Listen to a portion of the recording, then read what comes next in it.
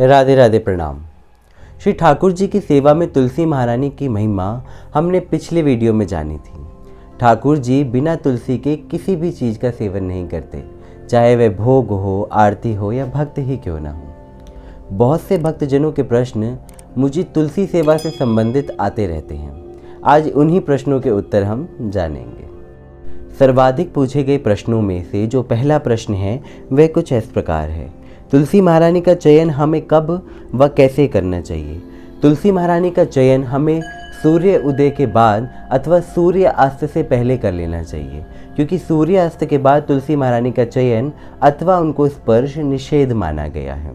तुलसी महारानी का चयन करने से पूर्व हमें माँ तुलसी के आगे प्रणाम करना चाहिए, और प्रणाम करने के लिए यह मंत्र अगर हो सके तो हमें कंठस्थ कर लेना चाहिए, या फिर हम देखकर भी बोल सकते हैं: वृंदाय तुलसी देव्याय प्रियाय केशवस्य च कृष्ण भक्ति प्रतिदेवी सत्यवती नमो नमः।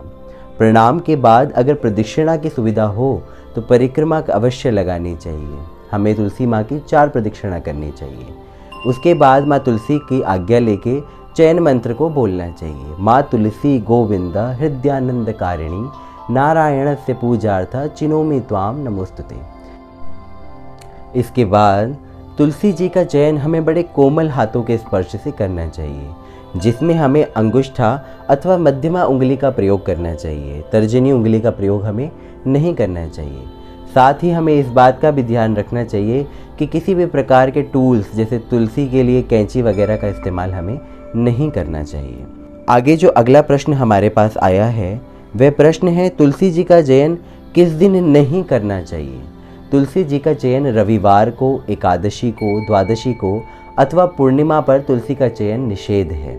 इन दिनों पर हमें ठाकुर सेवा के लिए अगर तुलसी चाहिए भी तो इसके लिए हम एक दिन पूर्व ही तुलसी का चयन करके रख सकते हैं। तीसरा प्रश्न जो हमारे पास आया है कि क्या हम प्रतिदिन तुलसी महारानी को जल दे सकते हैं? तो इसमें संशय की कोई बात ही नहीं है जी। प्रतिदिन हम तुलसी महारानी को जल दे सकते हैं और जल देना ही चाहिए।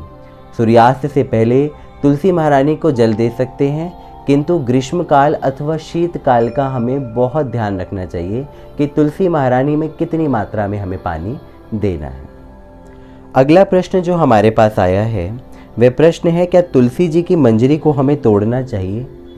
तो बिल्कुल हमारे को तुलसी जी की मंजरी को तोड़ना चाहिए, क्योंकि तुलसी के ऊपर यह मंजरी जब सूख के भूरे रंग की हो जाती हैं तो वह काफ़ी भारी हो जाती हैं, और यह तुलसी सेवा में सबसे बड़ी सेवा मानी जाती है कि तुलसी की मंजरी को हमारे को चयनित करके अलग कर देना चाहिए और फिर ठाकुर श्री हरि के चरणों में उन मंजरियों को अर्पित करना चाहिए। अगला प्रश्न हमारे पास आया है कि तुलसी के पत्ते कम होने पर हम पत्तों को बीच में से तोड़कर उनका प्रयोग कर सकते हैं? जी हाँ, तुलसी के पत्तों को बीज से तोड़कर उनका प्रयोग हम कर सकते हैं। तुलसी के अंश मात्र में भी उतनी ही कृपा है जितनी कि सहस्त्र तुलसियों में होती है। इसीलिए तुलसी के कम होने पर हम तुलसी के पत्ते को बीच में से तोड़कर ठाकुर जी की सेवा में उसका प्रयोग कर सकते हैं।